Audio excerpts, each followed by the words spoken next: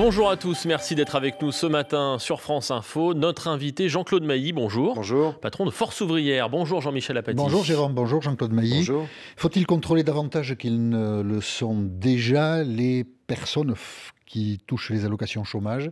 Ce serait le projet du gouvernement selon une note du directeur de cabinet de la ministre du Travail publiée hier dans le Canard enchaîné. Et avant de vous laisser la parole, Jean-Claude Mailly, puisque vous avez déjà envie de répondre, je vous propose d'écouter Emmanuel Macron qui hier à Bagnères de Bigorre a interrompu sa descente de ski pour dire ceci. On va investir 15 milliards d'euros pour former les Françaises et les Français qui sont au chômage parfois depuis plusieurs années, qui n'arrivent pas à retrouver un emploi. Et de l'autre côté, c'est normal, il y a une indemnisation, mais il faut s'assurer que chacune et chacun recherche bien l'emploi qui peut être offert et que lorsqu'un emploi correspond à ses compétences, il le prend. Je crois que c'est normal, il n'y a rien de choquant, c'est ce que font tous les pays qui nous entourent et je crois qu'il y a un fort consensus autour de ça. Et ces règles-là, je les ai annoncées dans la campagne, donc c'est comme toujours, vous savez. On fait comme on a dit. Je l'ai dit et on le fera. Alors, il y a un consensus autour de ça. Il faut peut-être contrôler davantage, dit le chef de l'État, les personnes qui touchent au chômage. Si j'ai bien lu cette note, qui n'est qu'une note, oui. Il n'y a rien d'arrêté. Je pense que sur ce sujet, le cabinet et la ministre doivent en avoir plusieurs de notes. Ça pullule ce genre de choses. Personne ne conteste qu'il y ait des contrôles. Personne ne conteste que si quelqu'un fraude, il soit sanctionné. C'est pas ça l'objet. Là, si j'ai ça bien existe déjà.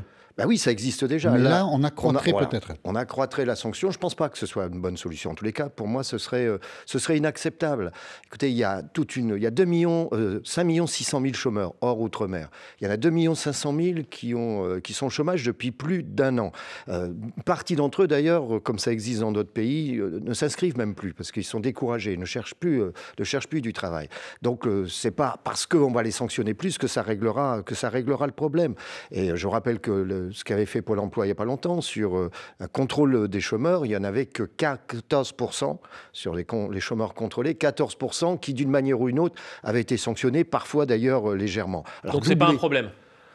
Qu'il y ait les contrôles et tous, personne ne conteste ça. C'est comme dans tout. C'est pareil pour le contrôle des entreprises. Les fraudes doivent être sanctionnées. Mais je ne pense pas que la solution je ne suis pas sûr que ce sera la solution retenue d'ailleurs, que ce soit d'augmenter les sanctions et encore moins d'exiger des chômeurs que tous les mois ils fassent un reporting comme dans les entreprises. Alors on va en reparler. Cette note, elle s'inscrit dans un projet de réforme de l'assurance chômage. Le 11 janvier, une réunion, la première.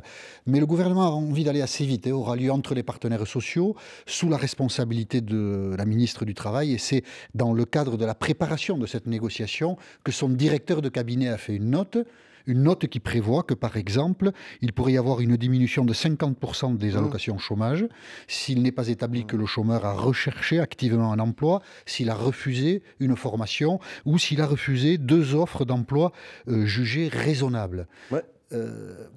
Si discussion il y a, si négociation il y a, si des choses doivent changer dans l'organisation du chômage, c'est précisément sur des questions comme ça que vous allez débattre. Non, pas obligatoirement. D'ailleurs, au passage, je ne sais pas si c'est une note du directeur de cabinet ou une note au directeur de cabinet. Je crois que les choses ne sont pas aussi claires que ça. Elle est attribuée au directeur de cabinet. Enfin, ça, on ne saura jamais. Donc, on laisse tomber. Mais non, écoutez, on va avoir une rencontre effectivement avec la ministre du Travail. Je rappelle que parallèlement, on a une négociation entre interlocuteurs sociaux, c'est-à-dire entre patronat et syndicats, où c'est une des questions qui sera évoquée. Abordé. Il y a aussi le conseil d'administration de Pôle emploi, mais on ne va pas parler que de ça, fort heureusement. Avant de parler de sanctions, il faut voir quel type d'accompagnement on peut faire pour les demandeurs d'emploi. Je rappelle aussi que si on veut que le chômage se réduise, il ne suffit pas de faire de la formation. Il faut aussi qu'il y ait des débouchés. Donc, il faut aussi qu'il y ait des emplois. Il y a des secteurs qui souffrent d'emploi aujourd'hui. J'ai encore eu l'occasion hier dans un EHPAD, sur une équipe, ils me disaient depuis le début de l'année, on a 4 personnes en moins. Ils n'arrivent plus à faire le travail. Une EHPAD, c'est-à-dire c'est l'établissement pour personnes âgées handicapées et dépendantes. Bon. Donc, il y a tous ces éléments-là. Donc, là, on va discuter des droits des chômeurs également, parce que je rappelle que le président de la République, comme le Premier ministre, se sont engagés à ce qu'il n'y ait pas de réduction d'indemnisation en termes de prestations et en termes de durée. Alors après, est-ce qu'il faut bouger un peu les critères? Mais en tous les cas, ce qui est dans cette note, si elle est vraie et si ça se confirme, c'est pas acceptable. Et il y a dans cette note aussi l'idée d'un rapport d'activité mensuel qui fait écho à ce que le président du MEDEF, Pierre Gattaz, demandait le 17 octobre dernier. Écoutez Pierre Gattaz. Il faut contrôler cette incitation à rechercher d'une part, peut-être un contrôle journalier, comme beaucoup de pays le font, et puis contrôler à la reprise du travail. Lorsque vous avez 2 ou 3 ou 4 ou 5 offres que vous refusez qui pourraient correspondre à vos compétences et votre bassin d'emploi, il n'est pas normal de refuser des offres qui correspondent à ce que vous souhaitez. Peut-être que le gouvernement écoute beaucoup Pierre Gattaz dans la préparation de cette réunion. J'espère que non, parce qu'il n'en rate pas une, je dirais, Pierre Gattaz, d'une manière ou d'une autre. C'est pas acceptable, ceux qui le disent. Contrôler, lui, c'est tous les jours les chômeurs. Vous savez, si vous êtes au chômage, qu'on vous propose un poste, comme il le dit lui-même, dans son bassin d'emploi qui correspond à votre qualification, à votre rémunération, j'en connais pas beaucoup qui refusent. Faut être sérieux, ce genre de choses. Et faire un reporting, ça revient à ça, tous les mois, pour chaque demandeur d'emploi. Enfin, vous imaginez, les conseillers emploi, ils vont passer leur temps à regarder ça plutôt qu'à les accompagner. C'est pas sérieux, ce genre de choses. Mais pour inciter un chômeur à mettre noir sur blanc son activité, expliquer exactement ce qu'il fait, c'est présenté comme une motivation. Non, ce n'est pas une motivation. Écoutez, la motivation, ce serait par exemple ce qu'avait indiqué d'ailleurs, alors je ne sais plus si c'est le président de la République ou la ministre du Travail, que quelqu'un qui s'inscrit au chômage, dans le mois qui suit, obligatoirement il est reçu, on fait un vrai bilan avec lui, on regarde ce qu'il souhaite faire, quel type de formation. C'est un vœu pieux vu le nombre de personnes qui s'occupent de Pôle emploi. C'est un vœu pieux. Oui, mais ils sont il n'y a pas assez de conseillers. Ben voilà, il n'y a pas assez de conseillers. C'est parfois, entre guillemets, un portefeuille de 150, 200 personnes. Comment vous voulez suivre sérieusement 150, 200 personnes? Ça, ce serait plus efficace d'avoir, est-ce que la personne est formée? Est-ce qu'on peut trouver tout de suite un emploi? Est-ce qu'on doit l'orienter vers une autre formation? Voilà, c'est ça le sujet de fond, c'est l'accompagnement. En tout cas, le message est clair, Jean-Claude Mailly. Votre centrale syndicale est plutôt hostile à ceux qui figurent dans cette note publiée mercredi et qui fait beaucoup causer depuis. J'espère que cette note restera une note. Vous espérez que cette note restera une note. Une note qui ne sont pas mises en application. C'est-à-dire une lettre morte. Une lettre morte, très bien. On verra ça à partir du 11 janvier, début de ces discussions. Jean-Claude Mailly, notre invité ce matin sur France Info. 8h40, l'info, Agathe Mahui. 3 enfants de djihadistes français partis en Irak, rapatriés ces derniers jours par les autorités françaises. 2 filles, un garçon de 3 à 8 ans, aussitôt placés dans une famille d'accueil. Ils sont les premiers à être ainsi pris en charge par l'État. Leur père est mort à Mossoul, l'ancien fief de Daesh. Leur mère reste prisonnière en Irak. Plusieurs explosions ce matin en Afghanistan. Au moins 40 personnes sont mortes à Kaboul. C'est ce qu'indique à l'instant le gouvernement afghan. L'attaque a eu lieu près d'une mosquée et d'une agence de presse. Le contrôle renforcé des inscrits à Pôle emploi, très critiqué par l'opposition. C'est un gouvernement de fainéants qui préfère s'attaquer aux chômeurs plutôt qu'au chômage. Voilà ce que dit Adrien Quatennens, le député France Insoumise du Nord, sur France Info. Emmanuel Macron lui affirme qu'il n'y a rien de choquant à durcir les sanctions contre les chômeurs qui ne chercheraient pas activement un emploi. Et puis le Pérou, toujours agité par la grâce présidentielle accordée à Fujimori, l'ancien dirigeant, et qui fait ressurgir les heures sombres de son gouvernement. Alberto Fujimori avait été reconnu responsable de l'assassinat de 25 personnes dans les années 90. Des milliers de Péruviens ont déjà manifesté ces derniers jours et d'autres défilés se préparent aujourd'hui. France Info. Jean-Claude Mailly, le patron du syndicat Force Ouvrière. Notre invité ce matin, Jean-Michel Apathy, on parle des chiffres du chômage. Oui, le chômage a baissé moins 0,8% au mois de novembre, 29 500 chômeurs de moins, 86 000 chômeurs de moins en 3 mois. C'est un chiffre qui vous semble encourageant, qui exprime une tendance, ou vous êtes plus réservé que cela, Jean-Claude Mailly? Écoutez, oui, je ne conteste pas le chiffre. On est sur une tendance. Je ne suis pas sûr qu'elle va durer... ça va continuer aussi rapidement. D'abord, on est sur la catégorie A, ça veut dire ceux qui sont disponibles à la recherche d'une activité à temps plein, etc. Ce qu'on remarque dans le même temps, c'est que les emplois précaires, et notamment les petits CDD de moins d'un mois, ce qu'on appelle les activités réduites, continue à augmenter. Donc ça veut dire que beaucoup des emplois créés sont des emplois très précaires. Au passage, ça relance le débat sur le bonus-malus que nous réclamons, et sur lequel le président de la République s'était engagé sur l'assurance chômage. Donc ça, c'est vraiment un problème de fond. J'ajoute que la perspective de diminution de l'emploi public, si on raisonne globalement sur l'emploi. La diminution des contrats aidés, ça ne va pas aider la statistique non plus dans les mois à venir. Donc je demeure prudent. Il y a une tendance qui s'est dégagée. Malgré les prévisions de croissance revues à la hausse par l'INSEE, l'Institut de la statistique. La tendance qui se dégage, elle est due à l'activité économique, c'est évident. L'activité économique qui est notamment due à la situation européenne. La croissance européenne est plus forte que prévu. Elle est même plus forte qu'en France. Elle est plus forte dans les pays qui nous entourent qu'elle émergents, quelques pays émergents également. C'est ça qui booste un peu la croissance économique, qui est nécessaire si l'on veut créer des emplois. Mais je suis assez prudent sur l'évolution, ou en tous les cas la diminution forte du chômage dans les mois à venir. Le bonus-malus que vous évoquez, le MEDEF ne veut pas en entendre parler. Ouais, c'est pas nouveau. Et le gouvernement, vous pensez qu'il est sensible à ça? Le gouvernement, dans le document d'orientation qu'il nous a adressé aux interlocuteurs sociaux, où il traite notamment de la question de l'assurance chômage, nous demande d'en discuter avec le patronat.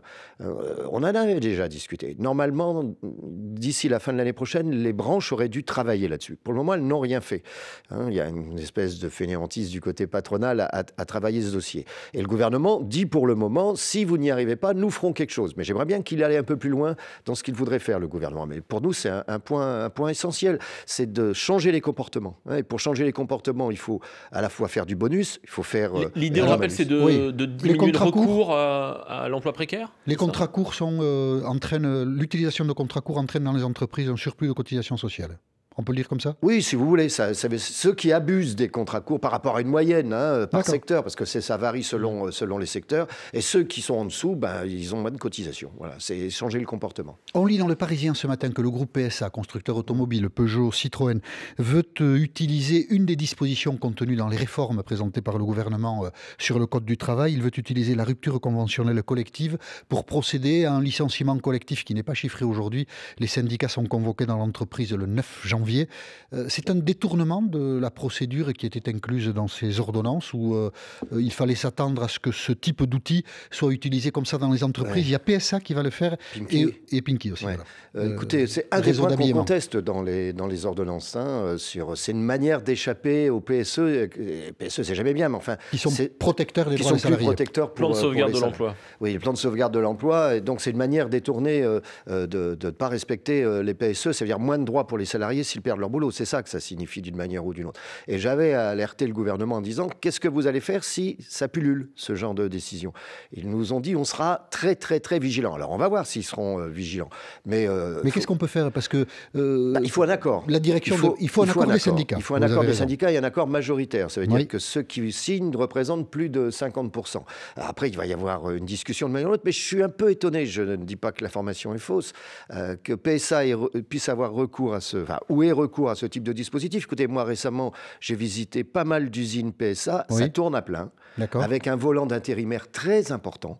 Vous avez certaines chaînes dans le groupe PSA où sur une chaîne de production, vous arrivez à avoir 70 ou 80% d'intérimaires. Alors avant de supprimer des emplois, il ferait peut-être mieux de regarder autrement. D'accord, donc vous êtes sceptique. Je ne comprends pas bien la démarche de PSA s'ils veulent à nouveau supprimer des effectifs. Voilà, c'est le journal Le Parisien qui fait état de la convocation par la direction d'une réunion le 9 janvier pour présenter donc un plan de licenciement par le biais d'une rupture conventionnelle collective. Un autre dossier semble préoccuper le gouvernement. Il s'agit du dossier de la SNCF. Plusieurs pannes sont produites sur le réseau, à Montparnasse d'abord, à Bercy ensuite. Bercy, c'était plutôt des surréservations de trains. Et puis mardi, gare Saint-Lazare à Paris, des usagers ont été bloqués pendant 2h30 pour un problème électrique et ils n'étaient pas contents, les usagers de la SNCF. J'en peux plus. On n'en peut plus. Les Français n'en peuvent plus. Mais là, en gros, qu'est-ce qui se passe pour vous? Parce qu'il y a un problème électrique, donc ils ne sont pas capables de nous donner des infos. Voilà. C'est ça le problème. Ça m'est arrivé il y a 15 jours à Montparnasse. Bon, c'était les LGV, c'était 4 heures. Et là, vous voyez, on m'a dit, voilà, depuis 9h30, non, en fait, il n'y a aucun train depuis 9h30. On m'a fait un justificatif. Donc moi, la SNCF, je veux bien, mais à quelle heure? Alors, qu'est-ce qui se passe à la SNCF? Est-ce que c'est pas de chance ou est-ce que c'est plus grave que ça? Non, je pense que c'est un vrai retard d'investissement dans les réseaux, notamment. C'est notamment lié quand on a déconnecté les réseaux de l'entreprise SNCF, qu'on a fait 2 entreprises, SNCF et Réseau Ferré de France. Qui remonte à loin. Oui, ça remonte à loin, mais ça a généré au fil du temps, et la situation financière, situation budgétaire également, ont généré un sous-investissement. Je crois que à Réseau Ferré de France, on l'estimait l'investissement nécessaire à 46 milliards d'euros sur 10 ans pour rattraper un retard. Donc les investissements ont lieu, ils font des investissements pendant que les trains circulent, donc ça génère pas mal de couacs. Vous citiez Saint-Lazare, Montparnasse, pas mal de trains en retard aussi, c'est quelque chose de régulier aujourd'hui. Il y a vraiment un sous-investissement et dès qu'il y a un problème à la SNCF, tout le monde en parle. Donc si je vous comprends bien, les dirigeants actuels de la SNCF n'y sont pour rien, Jean-Claude Mailly. Moi je ne connais pas dans la gestion, dans le détail de la SNCF, tout le monde a une part de responsabilité là-dedans, mais je pense que historiquement... Ceux qui sont convoqués, donc on se pose des questions. Oui, c'est eux les patrons, et puis quand vous êtes ministre des Transports, quand vous avez régulièrement des couacs à la SNCF, ça ne vous fait pas plaisir. Il faut faire quelque chose, il faut convoquer les dirigeants, ça ne sert pas à grand-chose. Je ne pense pas que ça serve à grand-chose, si ce n'est faire de la communication que de convoquer les dirigeants. Voilà, donc le PDG de Par contre, il faut investir rapidement, oui. Le PDG de la SNCF et celui de SNCF Réseau sont convoqués par la ministre du Transport le 8 janvier. Guillaume Pépi dirige la SNCF, ça fait 10 ans qu'il la dirige. Il a été nommé par Nicolas Sarkozy. Du moins, Nicolas Sarkozy était président de la République quand il l'a nommé, et l'ancien président de la République s'expliquait ainsi sur la nomination de Guillaume Pépi. Je trouve que c'est plutôt une bonne nouvelle qu'on fasse confiance pour une fois à une candidature interne à l'entreprise, puisque M. Pépi est le directeur général de cette entreprise depuis des années, qu'il bénéficie de la confiance de tout le monde, et nous avons jugé qu'il était le meilleur pour porter un projet de modernisation de la SNCF. Donc 10 ans. C'est trop, il faut changer, il faut renouveler, il faut mettre des intelligences nouvelles à la tête de cette grande entreprise. Je ne sais rien, écoutez, moi je ne suis pas sûr. Je connais bien Guillaume Pépi, je rappelle qu'il a été aussi directeur de cabinet de Mme Aubry quand elle était ministre du Travail dans les années 90, etc. Je ne sais pas, écoutez, sur moi qui serait resté 14 ans FO, qui va vous dire qu'il faut changer tous les 10 ans, j'en sais rien. Moi. Ça, c'est pas moi qui décide. En tout cas, la SNCF, c'est un fleuron de l'économie française. Oui. Et le problème a l'air quand même assez grave. Oui, bien sûr, sinon il n'y aurait pas tous ces problèmes à répétition. Mais s'il y a vraiment des sous-investissements qui génèrent ce type de problème, c'est qu'on constate après coup qu'effectivement il aurait fallu investir. Et peut-être qu'on a fait trop de TGV, LGV, peut-être qu'on ne s'est pas assez attardé. Peut-être sur les réseaux secondaires également, sur les trains, les TER, etc. Il y a pas mal de problèmes, des discussions. Vous voyez bien, les discussions entre la SNCF et les régions de France ne sont pas toujours simples non plus sur le réseau. Donc voilà. Problème à la SNCF et réunion le 8 janvier au ministère des Transports pour en parler. Voilà, on en reparlera, c'est une certitude. Jean-Claude Mailly, notre invité ce matin sur France Info. D'autres questions à vous poser d'ici à 9h. Il est 8h50 sur France Info, l'info, Agathe Maui. Des rafales de vent jusqu'à 150 km/h cette nuit à Bonifacio. La Corse du Sud, toujours en alerte orange ce matin pour ces vents violents et pour des vagues submersives, au moins jusqu'à 10h. Météo France qui lève en revanche sa vigilance sur la Haute-Corse où la tempête n'a fait que de petits dégâts cette nuit. Il y a tout juste 50 ans, la loi Neuwirth était promulguée et avec elle la pilule légalisée. Aujourd'hui pourtant, pas toujours simple d'être suivi par un ou une gynécologue. La spécialité se raréfie en France. Elle a chuté de 30% en 7 ans. L'arrestation d'un djihadiste français d'envergure en Syrie, Thomas Barnouin, capturé en décembre par des combattants kurdes. On l'a appris hier soir. Ce trentenaire originaire d'Albi avait fait partie de la filière d'Artigat. Au total, 8 djihadistes français ont été capturés au même moment par les forces kurdes. Et puis l'explosion hier soir à Saint-Pétersbourg est un acte terroriste. C'est Vladimir Poutine qui l'affirme ce matin. 13 personnes ont été blessées selon un nouveau bilan quand une bombe artisanale a explosé. Elle avait été laissée à la consigne d'un supermarché. France Info. Jean-Claude Mailly, le patron de Force ouvrière, notre invité ce matin, Jean-Michel Apathy. Beaucoup disent que Emmanuel Macron bouleverse les codes, il semble bouleverser ses adversaires aussi. Patrick Stefanini, qui dirigeait la campagne de François Fillon, était notre invité mardi matin et il a parlé de Emmanuel Macron en ces termes. On l'écoute. Je pense que nous avons beaucoup à apprendre de lui. D'abord parce qu'il a restauré d'une certaine manière l'autorité et le prestige de la fonction présidentielle. Et ensuite parce qu'il élève le niveau. C'est un constat que vous partagez, Jean-Claude Mailly ? Écoutez, quand moi je suis à l'étranger, les étrangers ont une bonne image de la France à travers les actions du président. C'est un constat que je fais. Hein. Mes collègues étrangers disent en France, vous avez un président actif, etc. Vu de l'étranger, c'est ce qu'il a fait sur l'Europe, le climat, etc. Alors, c'est pas uniquement lui. Je pense qu'on a une crise de représentation politique dans la plupart des pays aujourd'hui. C'est vrai au Royaume-Uni, c'est vrai en Italie, c'est vrai en Allemagne, c'est vrai en Autriche, c'est vrai en France. Effectivement, il y a un jeu politique qui est complètement perturbé, chamboulé depuis quelque temps. Et notre pays n'y échappe pas maintenant. Vous savez, ce qui comptera là comme ailleurs, ce seront les résultats. Oui, bien sûr. Mais quand Patrick Stefanini dit « on a tous à apprendre de lui », c'est une phrase forte quand même. Ouais, je dirais pas ça, moi. Qu'est-ce que non, vous je dirais pas. Non, je sais pas. mais je ne dirais pas, on a à apprendre de lui. Il a un mode de fonctionnement différent des autres, ça c'est évident. Ça discute assez cash, etc. On est d'accord, on n'est pas d'accord. Après, chacun prend ses responsabilités. Je ne pense pas que culturellement, il ait une appétence syndicale particulière. Bon, c'est dans sa culture. Maintenant, si on peut discuter, on discute. Mais bon, si on ne peut pas discuter, il fera autre chose. Voilà, c'est un peu son mode de fonctionnement. Bon, en tout cas, vous voyez, ses adversaires semblent un peu bluffés pour l'instant. Ils sont tous un peu au tapis aussi. Aussi, oui, c'est vrai qu'ils ne vont pas très bien. Le Canard enchaîné disait hier que la CGT avait perdu un tiers de ses adhérents. Ça vous paraît crédible? Ça me paraît beaucoup, oui. Enfin, je ne sais pas, je n'ai pas les éléments, mais ça me paraît beaucoup. Bon, qu'il ait perdu des adhérents, ça me paraît possible aussi, compte tenu des scores électoraux dans la tendance, d'une manière ou d'une autre. Maintenant, à elle de s'expliquer sur la réalité des choses. Alors, elle s'est expliquée, elle dément. Les spécialistes estiment qu'il y a à peu près 650 000 adhérents à la CGT. Il y en a combien, FO? Autour de 500 000. C'est stable. J'ai lu ce Non, mais je ne sais pas. Je ne sais pas exactement. Ça m'a fait un peu Vous ne savez pas combien il y a d'adhérents à Force Ouvrière? Dans le papier, globalement. Dans le détail, non. C'est notre mode de fonctionnement. Chaque fois qu'on vous pose la question, vous dites autour de 500 000. C'est à peu près ça. Après, ça fait des années que vous dites ça. Mais oui, mais parce que je ne sais pas. Mais parce que vous ne cherchez pas à savoir? Je ne peux pas savoir. Je vais prendre un exemple pour me faire comprendre. Si vous avez un syndicat FO, je ne vais pas de faire de pub, mais dans une grande enseigne, dans un magasin, le syndicat va commander des cartes et des timbres dans les structures de l'organisation. Est-ce que 12 timbres, normalement une carte c'est avec 12 timbres, un timbre mensuel, est-ce que 12 timbres ça représente un adhérent, ou si le syndicat a décidé que pour les temps partiels, par exemple à mi-temps, il ne paye que 6 timbres ou 2 adhérents? Ça, je n'en sais rien. Il n'y a qu'eux qui savent, historiquement. Et ça fait partie de notre respect de la liberté. Je n'ai pas le fichier des adhérents. Moi, je sais où on est implanté. Et encore, il y a des bugs. Je sais où on est implanté, parce que si nous préviennent pas, on ne sait pas. Mais vous pouvez quand même dire que vous avez autour de 500 000 adhérents. C'est autour à peu près, oui. Je sais, mais c'est après, et avec un décalage, parce qu'il y a des retours de cotisation 2 ans après, etc. C'est un peu compliqué. La question n'est pas qu'anecdotique. Il s'agit de savoir. Enfin, quand même, Jean-Michel Apathy. Elle n'est pas qu'anecdotique. Non, je suis d'accord, mais regardez, si on fait le total des adhérents des syndicats, il y a beaucoup plus de monde adhérents dans les syndicats que dans les partis politiques dans notre pays. C'est un constat. Oui, bien sûr.